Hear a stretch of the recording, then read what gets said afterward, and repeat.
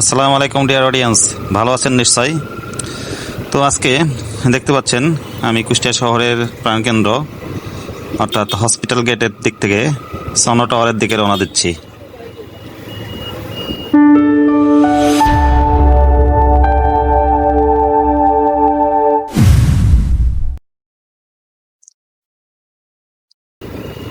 তো welcome back. তো caption থেকে বুঝতে পারছেন যে আমি একটা নির্দিষ্ট ডেস্টিনেশনে যাচ্ছি। শহরের প্রাণকেন্দ্রে অবস্থিত আমাদের একটি শিশু পার্ক রয়েছে কুষ্টিয়াতে। তো জাস্ট সেখানে একটু ঘুরতে যাওয়া আর কি।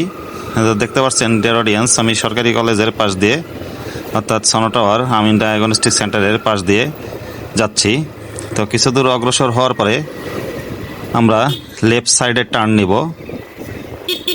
অর্থাৎ ঈদগাহ পাড়ার দিকে যে রোডটি গিয়েছে সনো টাওয়ার থেকে, সেই রোডের দিকে আমরা যাচ্ছি। তো কিছু দূর যাওয়ার পরে কেন্দ্রীয় ঈদগাহ ময়দান,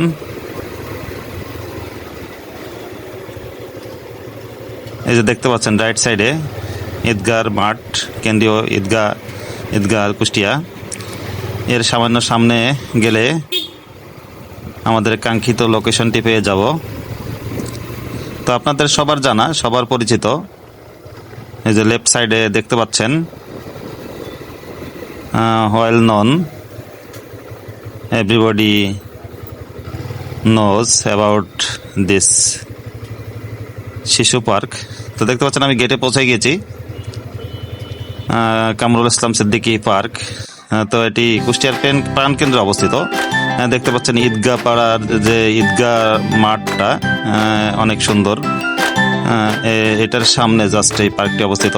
পাশে এই যে দেখতে পাচ্ছেন গেট, শিশু পার্কের যে গেট অবস্থিত, গেটটা অবস্থিত। পাশাপাশি এখানে সিরাজুল হক মুসলিম যে মাধ্যমিক বিদ্যালয়, কুষ্টিয়ার একটি প্রাচীন মাধ্যমিক বিদ্যালয়, 1945 সালে ইস্টাবলিশড, এটিও এখানে অবস্থিত। দেখতে পাচ্ছেন ডিয়ার অডিয়েন্স, যে পার্কের ভিতরে ঢুকলে আপনারা দেখতে পারবেন এখানে বিভিন্ন গেম টিকিটগুলা, বিভিন্ন প্রাইস লিস্ট দেওয়া আছে। কামরুল ইসলাম সিদ্দিকী পার্ক, কামরুল ইসলামের এটা দেখতে পাচ্ছেন গেটে। তো 1945 সালে 20 জানুয়ারি এই গুণী জন্মগ্রহণ করেন কামরুল ইসলাম সিদ্দিকী।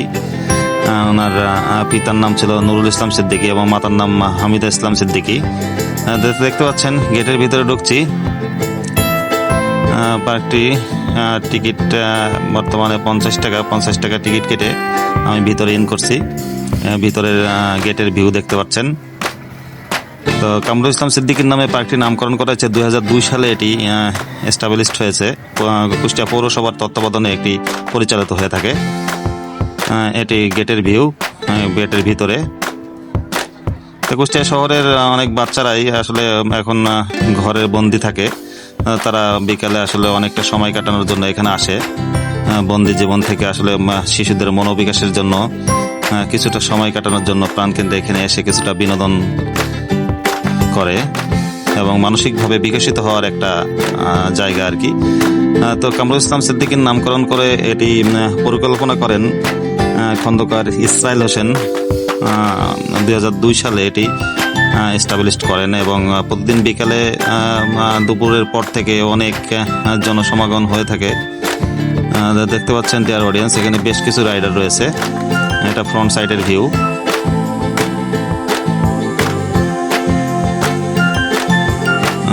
দেখতে পাচ্ছেন কেবল কার, বাচ্চারা এখানে এসে রিফ্রেশ হতে পারে, অনেকটা রিল্যাক্স করতে পারে। এখানে কুষ্টিয়া শহরের অনেক প্রাচীন অয়েল নন, যেটা আপনারা দেখেন নাই এমন খুব কমই আছেন, মেরিগো রাউন্ড।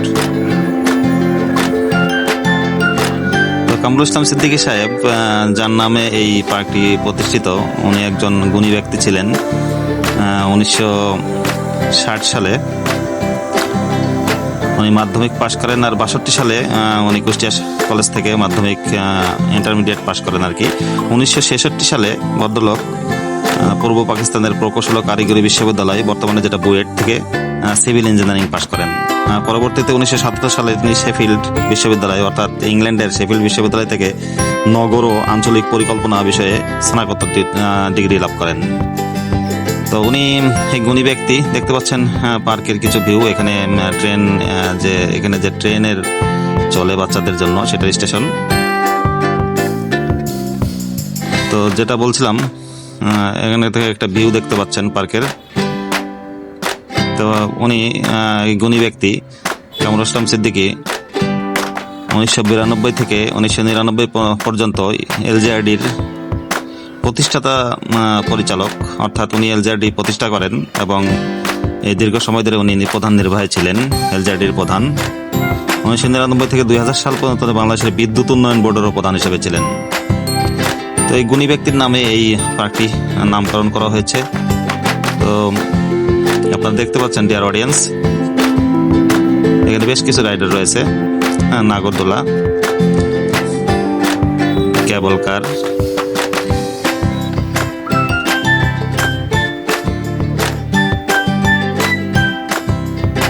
দেখতে পাচ্ছেন ডিয়ার অডিয়েন্স।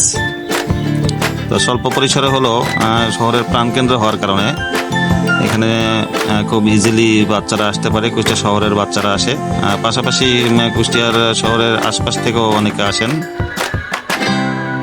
এটা বিনোদনের কেন্দ্রবিন্দু, খুব ইজি লোকেশন। দেখতে পাচ্ছেন নাগরদোলা ডিয়ার অডিয়েন্স।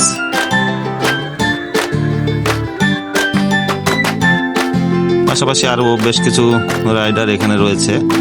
আর শেষের দিকে এখানে একটা সুন্দর একটা পরিচ্ছন্ন পুকুর আছে।